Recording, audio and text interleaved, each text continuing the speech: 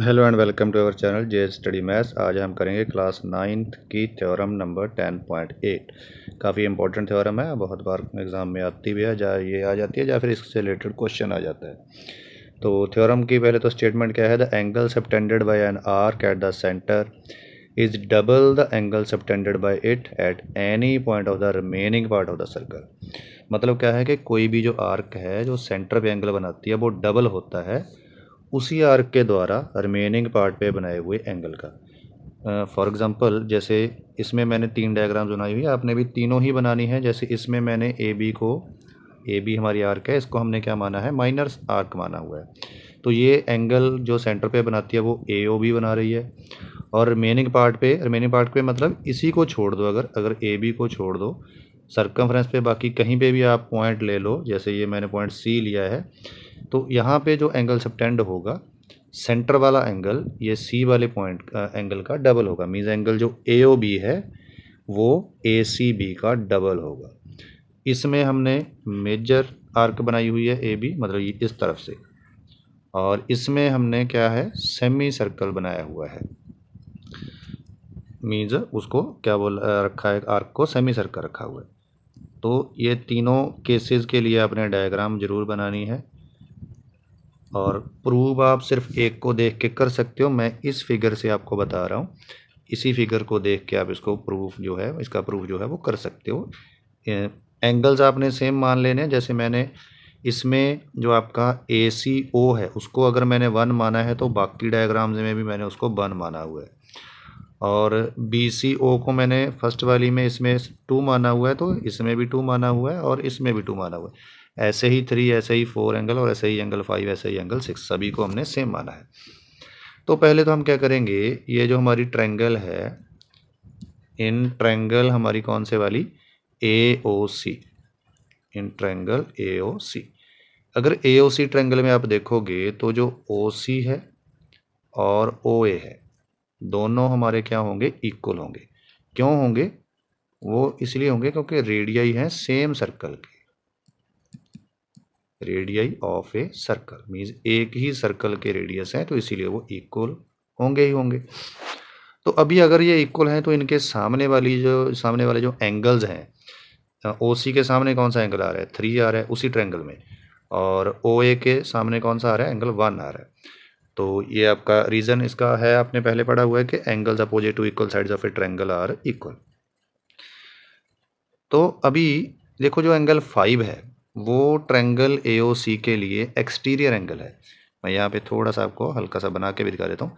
जैसे किसी भी आप ट्रायंगल की एक साइड को अगर एक्सटेंड करते हो तो जो ऐसे बाहर एंगल बनता है उसको हम बोलते हैं एक्सटीरियर एंगल। वो इंटीरियर अपोजिट एंगल्स के सम के इक्वल होता है। मतलब इसके साथ वाले एंगल को अगर आप छोड़ दो, बाकी दोनों जो एंगल्स हैं उनके सम के इक्वल ये एक्सटीरियर वाला होता है। तो उसी हिसाब से जो हमारा एंगल 5 है वो इज इक्वल टू किसके होगा, एंगल 1 प्लस एंगल 3 होगा। इसमें भी आपने रीजन लिख देना है। यूजिंग एक्सटीरियर एंगल प्रॉपर्टी भी लिख सकते हो, अगर पूरा लिख सकते हो तो पूरा लिख जरूर दीजिए, नहीं तो फिर आप लिख दीजिए using exterior angle property, using exterior angle property. अगर आपने पूरा लिखना है तो फिर आप कैसे लिखोगे, exterior angle is equal to sum of the interior opposite angles. But अभी देखो इसमें जो एंगल 3 और 1 है वो तो हमारे इक्वल हैं, तो इसीलिए हम दोनों को 1 1 या दोनों को 3 3 लिख सकते हैं। बट जो एंगल हमने लेके आना है, यहाँ में ए सी बी लेके आना है, तो उसमें कौन सा एंगल आएगा, उसमें 1 आएगा। तो इसीलिए हम क्या कर देंगे, 3 की जगह पे भी 1 पुट कर देंगे। तो इस हिसाब से जो एंगल 5 है वो हमारा ट्वाइस ऑफ एंगल 1 आ गया। इसको हम मान लेंगे इक्वेशन नंबर 1। इसका भी आपने रीजन ब्रैकेट में लिख देना है कि जो एंगल 1 है वो एंगल 3 के इक्वल है।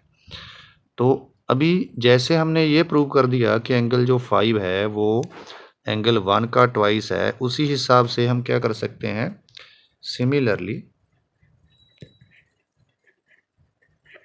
जो एंगल 6 है वो इज इक्वल टू क्या आ जाएगा, वो आ जाएगा ट्वाइस ऑफ एंगल 2। ये हो जाएगी हमारी इक्वेशन नंबर 2। ये सारी फिगर्स के लिए हो रहा है।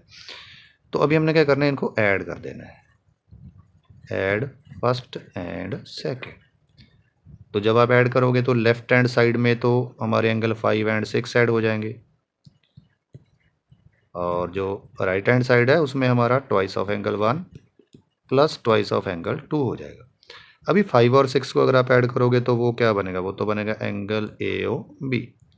इस तरफ से 2 आप कॉमन निकाल सकते हो, ब्रैकेट में हमारे पास एंगल 1 और एंगल 2 बच जाएंगे।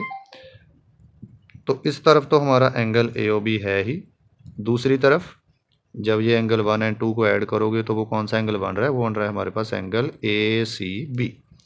और यही हमने इस थ्योरम में प्रूव भी करना है कि जो एंगल AOB है, मीन जो सेंटर पे बनाया है आर्क AB ने, वो डबल होगा कौन से एंगल का, ACB का, मीन इसी आर्क के द्वारा रिमेनिंग पार्ट पे बनाए हुए एंगल का। तो इस तरह से हमने ये थ्योरम प्रूव कर दी। इसको आप ध्यान से जरूर कर लीजिए। डायग्राम फिर मैं आपको बता रहा हूँ, डायग्राम तीनों की तीनों बनानी है, बट एक को देख के आप उसको प्रूव कर सकते हो। ये तीनों के लिए प्रूव आपका हो गया है। तो होप कि आपको थ्योरम समझ में आई होगी और वीडियो अच्छी लगी होगी। तो अगर आपको वीडियो अच्छी लगी और थ्योरम आपको समझ में आई तो हमारी वीडियो को लाइक कर दीजिए और चैनल को सब्सक्राइब कर दीजिए। और हमारे चैनल को अपने और साथियों के साथ जो भी 8th 9th या 10th में पढ़ते हैं उनके साथ शेयर भी कर दीजिए। And thanks for watching the video and giving your precious time.